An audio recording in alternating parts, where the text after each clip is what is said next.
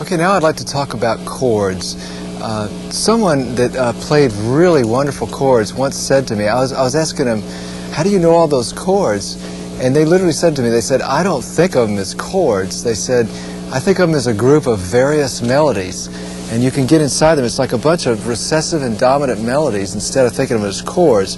And it made it actually able for me to start getting inside what was going on there instead of thinking of it like a chord. So, as an example, if I took like a D chord, and I can change the, if I wanted just like the melody that could be happening inside this group of melodies.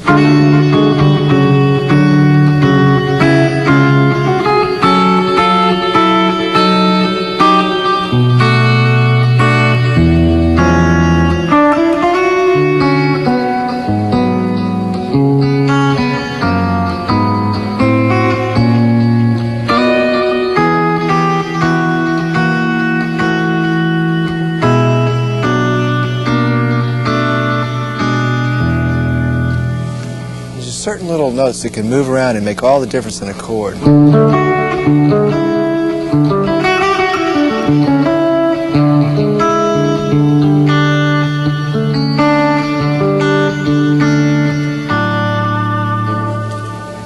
So there can be passive or active type melodies within the chord. In other words, ones that just barely move around, or ones that move and you hear them more coming out to the forefront of it.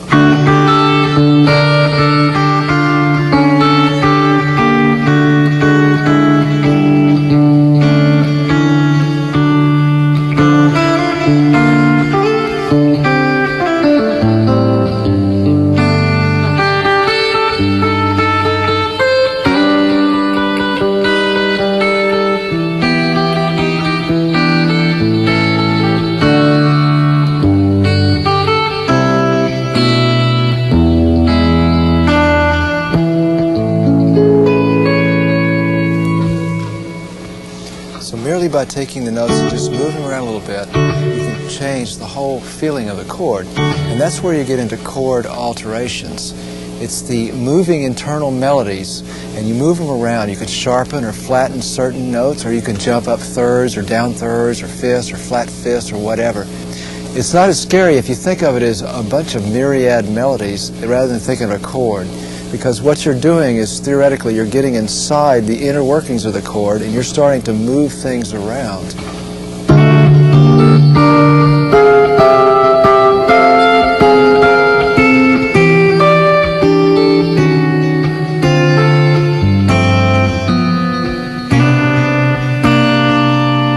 So let's just take, for example, the C chord. Now, if I wanted to change it to a C major 7th, if I wanted to put a second in there but leave it as a major 7, I could put a 6th in. Or I could make the 7th not a major 7th. And then I could put the 3rd back. Or I could move it up to a 4th. Now, as that's a 4th, I could take the 6th and flat the 6th, and I'd have like, or I could make the 6th back a major 7, back to the major 7.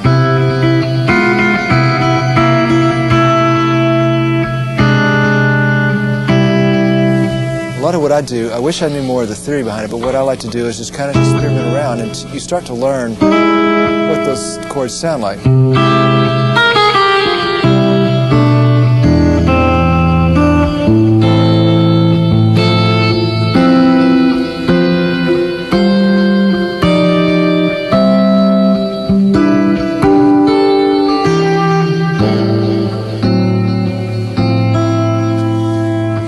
Where I just change one at a time.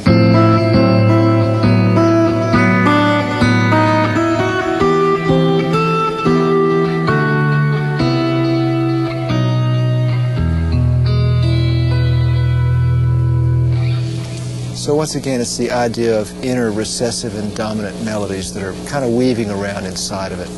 you're looking then at the inner workings of a chord rather than just thinking of it from the outside door as a chord.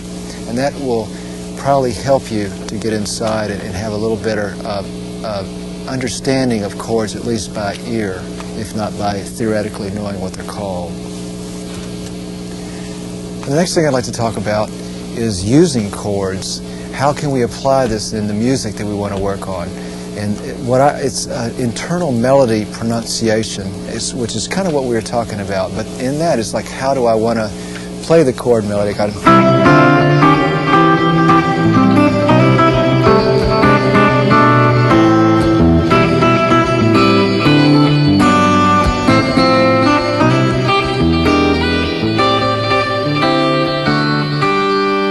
So what you do, if you had a melody, you just move the chords around.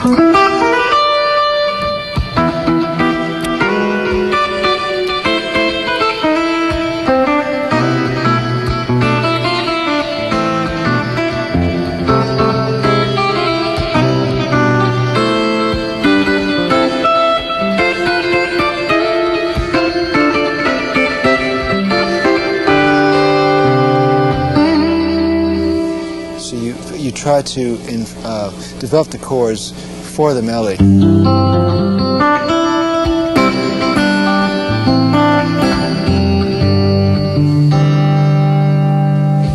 Now within that context, there's either ways you can back up people where you don't even necessarily have to bring that melody out. You just try to play the chords in the background.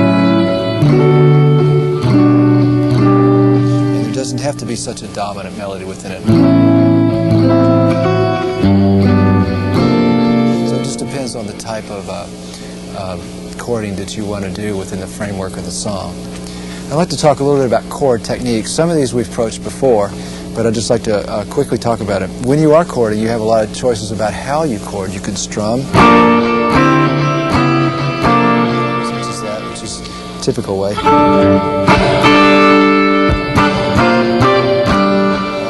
Go ahead and use more of the piano steel technique, which I like to use with a pick, which is the pick and the fingers. And when doing so, as we talked about earlier, you can choose two different methods, either with the nails or with the flesh. If with the nails, you get a little brighter tone.